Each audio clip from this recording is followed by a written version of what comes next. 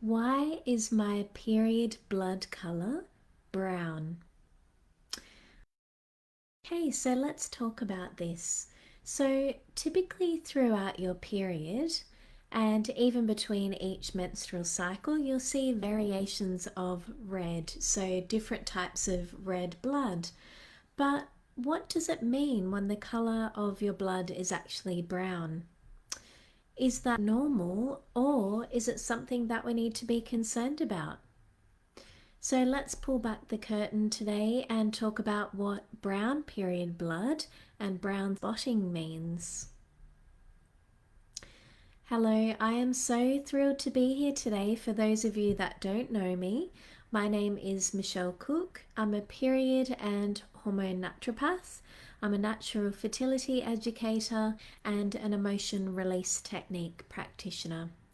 And I am the founder and director of a clinic, Reproductive Wellness, and I see patients both online and face to face.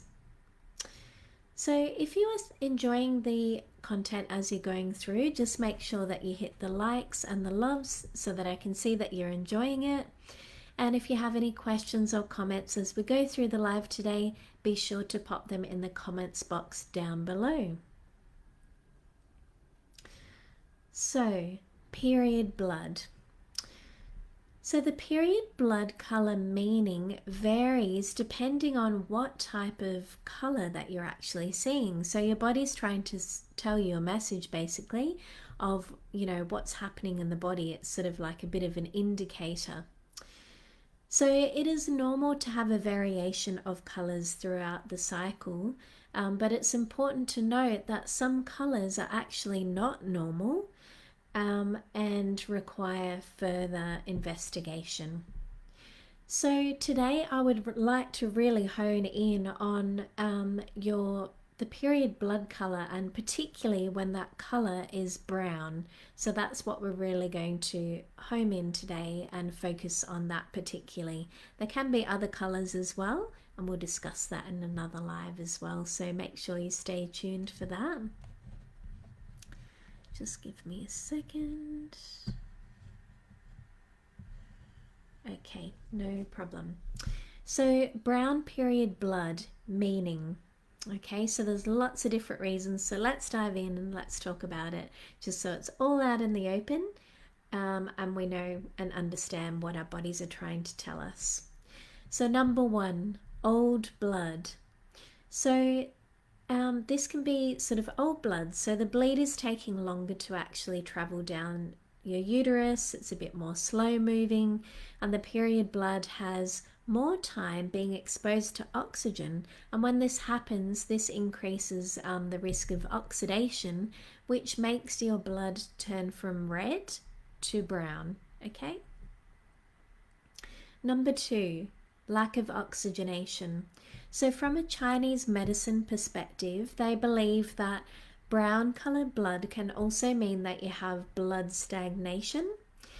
So in this case, it would be good to improve circulation, improve oxygenation and blood flow to the uterus to help with that. Number three, it could be perimenopause. So this is a phase that I spoke about in a previous live, and in my opinion, it's not commonly discussed enough, and there's not much of an understanding around it. Everyone always talks about menopause, but they don't talk about the prequel to menopause. Okay, so this would generally take place in women in their 40s, okay, typically. And generally speaking, it can start up to 10 years before actual menopause, but that sort of time frame varies from woman to woman, but it gives you a bit of an idea. So generally when you hit your 40s, that's usually when you'd be typically experiencing perimenopause. And you can get an understanding about when you might be going through this because basically your patterning will follow your mum's. So, if your mum went through menopause when she was 50, that would typically mean that you would follow a similar pattern, and that would mean, perimenopause would start, before that. But it would just depend upon when your mum actually experienced it as well. So you'll follow that same type of patterning. And we need to remember that menopause is actually defined as 12 months after your last menstrual period. There are variations and discussions around what the other definition is in terms of menopause as well, but that's one that you'll see most often. So anyway, during perimenopause, so the prequel to menopause, this is the journey towards it. This will, you'll have different changes in your hormone levels. And initially, which I spoke about in another video, so make sure that you check that one out about perimenopause. But initially there will be an issue with the hormone balance generally and stuff like that. So anyway, check out that video for a bit more detail in terms of that. And you may notice sort of as you're going through that perimenopause phase that there'll be times when brown spotting comes into play. Maybe it's at the beginning of your period, you'll have a few brown spots there, or maybe towards the end, and it's just all to do with the changes in perimenopause. What I was going to say before, I actually had a bit of a mental blank. But in perimenopause, it isn't always, in the early stages anyway, it's not always about estrogen decline, because you often hear that, the estrogen's starting to drop, and that is true, but mostly in the latter phase of perimenopause when you're sort of edging closer towards that menopause. But in the early stages, there can be a big influx of estrogen initially, and this can result in relative progesterone deficiency. Just give me a second. So estrogen compared to progesterone will look lower because there's a big boost of estrogen. So they just need to be in good, healthy amounts there, if that makes sense. Sorry, it's a bit waffly. Okay, number 4. So another reason why you might have brown blood colored blood is from abnormal growth. So fibroids can either grow on the inside or the outside of the uterus, so there can be all different types there. I have done another live on that as well, so make sure that you have a look at that if you know for sure that you've got fibroids or you suspect that might be the case. I discussed that more as well. And they are benign growths, so they're non-cancerous, okay? And heavy periods is a typical symptom of having uterine fibroids, or fibroids as it's commonly known. And pelvic discomfort can be another one as well that's common, just to name a few. There's usually quite a few others that might go hand in hand with fibroids.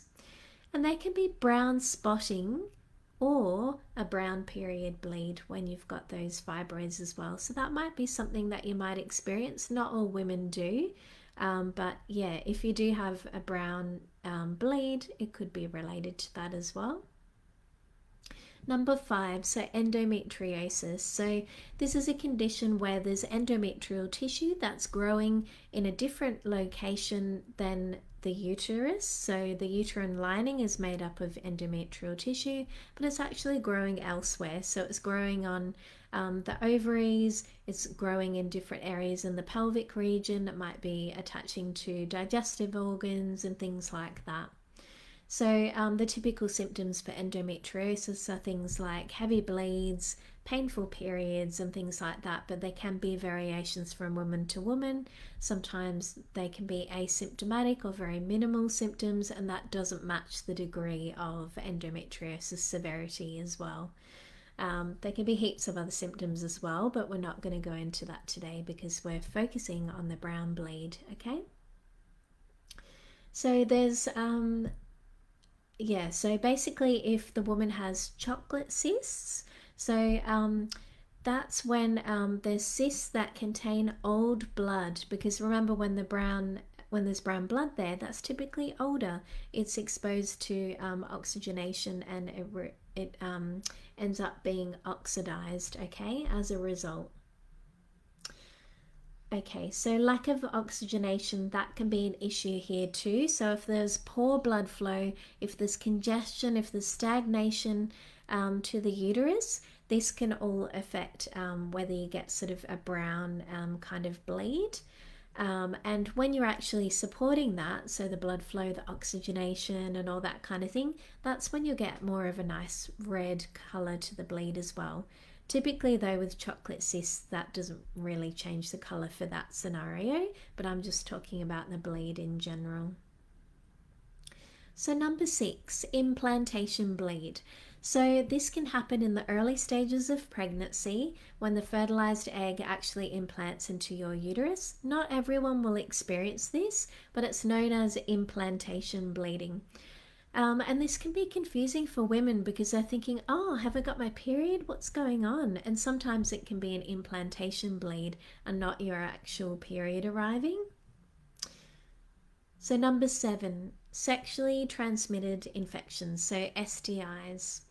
So if you get a brown bleed that's mid-cycle or around the middle of your periods, or the middle of your menstrual cycle to be more precise, it would be a good idea to get investigated for some STIs just in case.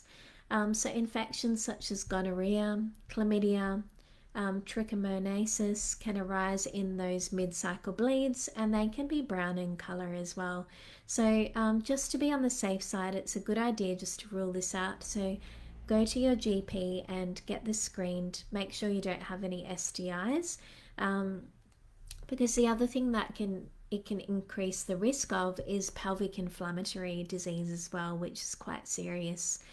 So just make sure, if you're worried about any brown bleeds and things like that, or brown blood, just get it investigated just for peace of mind.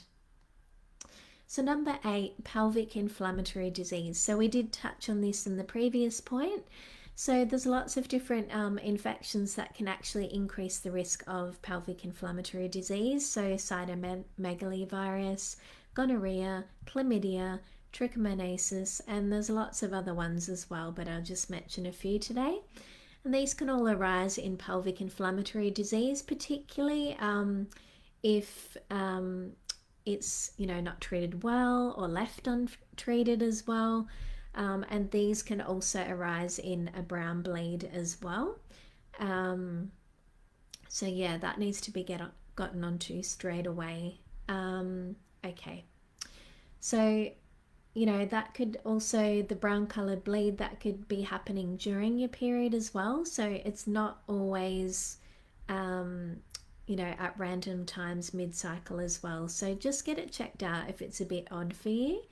And there might be more of a light flow there, typically when there's browner blood, or there could be mid-cycle spotting. So there's a bit of a variation there. It could be either or. Okay, number 9, oral contraceptive pill.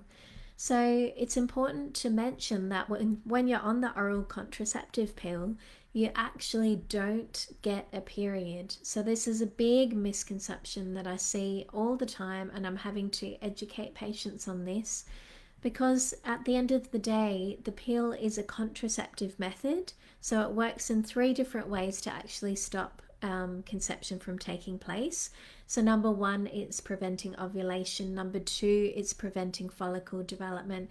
And number 3, it makes your cervical mucus thicker, so it's difficult for that sperm to actually penetrate and get through that cervical mucus to make it for that big journey to the egg. So that will stop fertilization happening. So the bleed that you're experiencing then, because you probably think, well, I'm getting a bleed though, isn't that my period? It's a withdrawal bleed, okay? So in relation to, or in regards to the synthetic hormones, you're getting, or in response to that, you're getting a withdrawal bleed in regards to those synthetic hormones that are in the body. And for some women, this may appear as brown in color. Okay, so that can be another reason too. Number 10, spotting at ovulation. So typically in around the middle of the cycle for most women, but it just depends how long your menstrual cycle is. It might be later on in the cycle if you've got something like PCOS. That's typical for ovulation to occur later. And when you ovulate, as we know, an egg is released from the ovary. So for some women, this can actually arise in spotting, and it might be a different type of colour, but one of those colours that it could be is brown. So that's another thing that might be happening for you as well. So number 11, so lochia.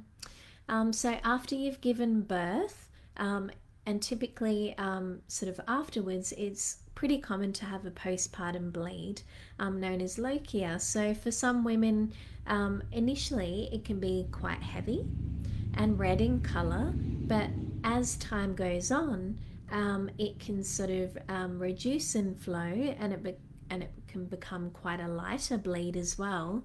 And usually by that stage it sort of transitions more into a brown bleed. Okay, so that could be another reason as well. Are there any questions so far as we're going through? I'll just have a check on Facebook as well. And if you're too shy to pop the comment there, I can always answer it afterwards. I'm more than happy to do that for you. Okay, so yeah, that's been really, really cool discussing that with you today. I've really, really enjoyed that. And just remember, if you're experiencing a brown colored period blood, or maybe there's brown spotting as well, there's no harm in getting getting checked out, getting further investigation done into it to rule out anything that might be a cause for concern, particularly if it's something sort of new to you that you haven't had before. Just go and get it checked out. Just make an appointment with your GP and get that sussed out. Yeah, and particularly if it's different to your usual presentation, as I said before. So if you're having any issues with the above conditions as well, remember that it takes a healthcare team to look after you and be part of your healthcare team and support you. And yeah, I believe it's a collaborative approach between doctors, gynecologists, and period and hormone naturopaths like myself to help support you and guide you in the best possible way. So if you're struggling with any of those types of conditions, or your blood is brown in colour, we can all work together to collaborate and get the best health outcomes for you. So if you are experiencing that, just make sure that you go ahead and book an appointment. I'd love to help you. So if you're on Instagram, there's a link in my bio. If you're watching on Facebook, I'll pop a link down below. If you're watching on YouTube, the link is in the description. So go ahead and do that. And yeah, it would be a joy to help you. I'm really nerdy about hormones and all the menstrual cycles, periods, all those kind of things. And just remember that all of my Instagram and Facebook lives are actually on my website blog. And just another reminder that soon Facebook will be taking off all of my Facebook lives from my page. So just make sure that you pop over to my website blog, because you'll be able to see them all there. So if you head to reproductivewellness.com.au/blog, they'll all be there. So I've popped the video at the top and the written description underneath. So you can go back and see them all. They'll all be there. So don't panic and never fear. They'll all be up on my website and on YouTube as well. So I would like to thank you so much again for watching. I appreciate you, and I am so grateful that you've showed up here today and listened to what I have to say about brown blood, and I hope that you learnt something and you've got something to take away with tonight. So if you are watching on my YouTube channel, be sure to like and subscribe and hit the bell icon so that you don't miss any future videos. So FYI, I'm here live every Wednesday evening at 6 p.m. now. I've changed the time. It is a little bit later today because of the false start. And that's typically Australian Eastern Standard Time. However, at the moment, it's Australian Eastern Daylight Saving Time. And I generally talk about women's health, periods, hormones, and menstrual cycles. So I look forward to seeing you next Wednesday. and I hope you have a really lovely evening. Thank you. Bye.